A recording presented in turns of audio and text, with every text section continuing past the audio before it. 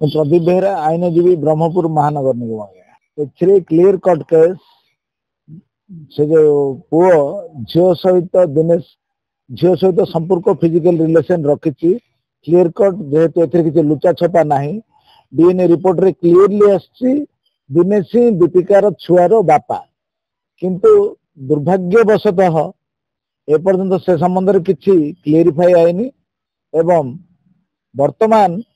माननीय एसपी ब्रह्मपुर खोद कहले जेहेतु जो सेक्शन डिलीट होता सी पुणी से गुड़िक टेक कर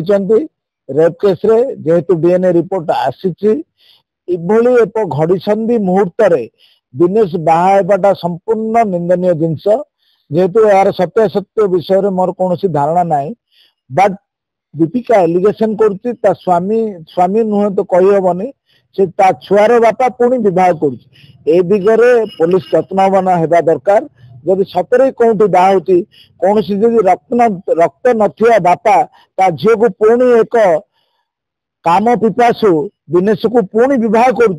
जगार आईन तार निश्चय पदक्षेप नेब एसपी महोदय भी कहते से घटनार पुंखानुपुंख तदंत कर सतरे दिनेश कौटी बाह कर से बापार देहरे रक्त ना से झीर देहर भी रक्त न कारण युगरे झील को खेलना भाई भावियाटा संपूर्ण निंदनीय जिनस घटना एवं वर्तमान जो परिस्थिति दे ओडिशा सरकार गति करुच्ची ए समय जदि से पुणी खेलुची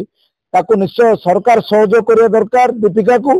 एवं पुलिस प्रशासन सहयोग करने दरकार एवं आईन बाटर जेहेतु डीएनए रिपोर्ट आसी कुछ घाटी चकटी होगा दरकार ना दिनेश को दंड देवा दरकार आज्ञा।